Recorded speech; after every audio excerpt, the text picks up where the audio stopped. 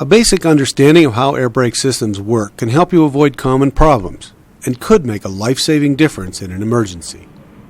From the driver's seat, air brake controls may look familiar. A foot pedal controls the service brake, and a knob that pulls in and out controls the emergency or parking brake.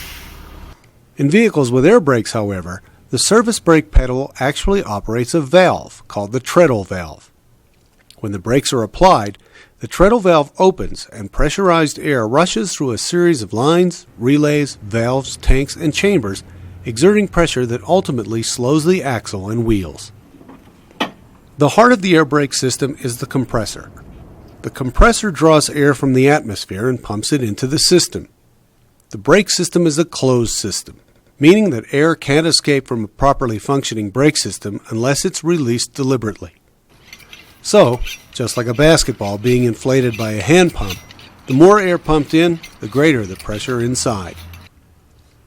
The governor controls the amount of air the compressor pumps into the system, maintaining a safe operating range between 90 and 120 pounds per square inch, or psi, about 3 to 4 times the pressure inside an automobile tire.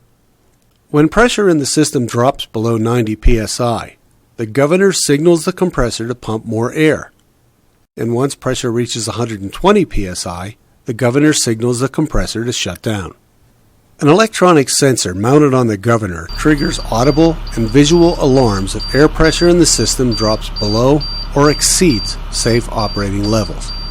From the compressor and governor, air moves through the main air line underneath the bus to the air dryer. The dryer pulls moisture from the air and expels it from the system. You might wonder where this moisture comes from, so let's pause for a quick science lesson. The air around us always contains a certain amount of moisture. Clouds carry lots of moisture, but even clear air holds some. Weather forecasters call this relative humidity. Generally speaking, the warmer the air, the more moisture it can hold. When outside air is drawn into the compressor and pressurized, it becomes warmer. When it leaves the compressor and moves into an area with slightly lower pressure, it cools down. When that happens, a very small amount of moisture is deposited on the walls of the brake line. This same thing happens on cool summer nights when moisture in the air is deposited as dew on the ground. But moisture can mean danger for air brakes. During cold weather, it can freeze, block the air lines, and cause brake failure. Even in mild weather, moisture can cause corrosion that can clog air lines. Now let's return to the brake system. Moisture collects at the bottom of the air dryer, where it is periodically vented from the system by a blast of air. Next, the air is routed to a large storage tank, which is divided into 3 compartments. The first compartment is called the wet tank. This tank supplements the work of the air dryer and removes any remaining moisture from the air. The middle compartment is the primary tank, which stores air for the rear brakes.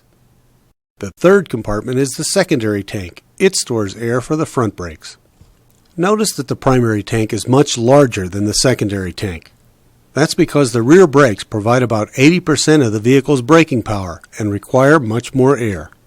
Remember the treadle valve that opens when the brake pedal is depressed? When the operator depresses the brake pedal, the treadle valve releases air from the storage tanks into a directional box, which diverts air to both the front and rear brakes. Now let's follow the air line from the storage tank to the rear brake chambers, where the heavy brake work gets done. The rear brake chambers actually have 2 braking systems that combine to create a fail-safe system.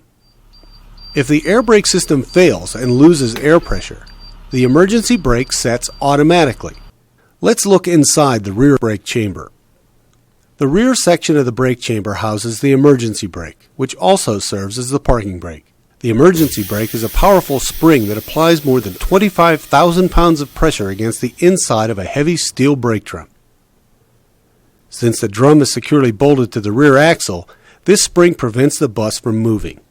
It takes an opposing force, provided by air pressure in the brake system, to move the spring back away from the drum and keep it there as long as there's enough air pressure in the brake system. If pressure is lost and the brakes fail during operation, the spring returns to its original position against the brake drum, providing emergency stopping power. While this braking action can't easily be seen, it can be heard. When the parking brake is released, The force of air rushing into the brake chamber makes a distinct sound. It makes an equally distinct sound when the brake is set and air is released from the brake chamber.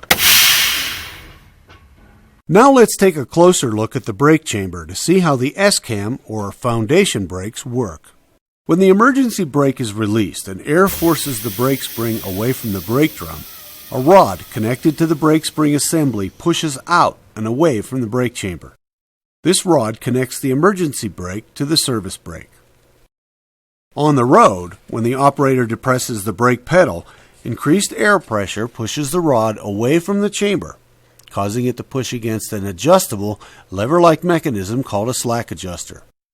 While one end of the slack adjuster moves away from the brake chamber, the other, called a camshaft, turns an S-shaped cam that's attached to the end of the shaft. As this S-cam turns, it forces two very thick brake pads, or shoes, apart and against the sidewall of the brake drum. This causes friction, which slows or stops the spinning axle and wheels. The amount of friction necessary to stop a 15-ton bus generates a lot of heat. If the service brakes are overworked because they're used too frequently and too forcefully, on a long steep hill for example, they can overheat, lose effectiveness, and in some cases fail completely. Improperly adjusted slack adjusters can be another source of ineffective braking or brake failure. When slack adjuster tension is correct, the brake pads make solid contact with the brake drum. If the slack adjuster isn't set properly, the brake pads make only light or no contact with the brake drum, and braking power is lost. While most school buses today have automatic slack adjusters, models made before 1994 may require manual adjustment. It's critically important that manual slack adjusters are always properly adjusted. Since the front brakes don't contain a fail-safe function and don't deliver as much braking force as the rear brakes, the front brake chambers are significantly smaller. Air enters the front chambers only when the service brake pedal is depressed. Each time the operator releases the service brake, air that was used to slow the vehicle is released from the system, and air pressure drops slightly. A well-maintained and functioning brake system can sustain numerous brake applications before the compressor has to pump more air into the system. But needless or repeated use of the brakes can deplete air faster than the compressor can replace it, creating a potentially dangerous condition. If air pressure drops below safe levels, both a red warning light and audible alarm are triggered. As pressure continues to drop, the dashboard pressure gauge drops into the red zone.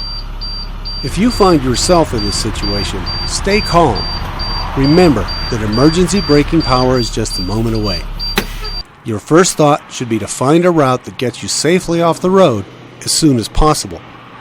Your emergency brakes will work, but they'll also begin to overheat, especially if you're headed downhill, and they'll begin to fade or lose effectiveness. Air brake systems are designed and engineered for maximum safety. By operating them properly and staying alert for warning signs, you can help ensure that they do their job without fail.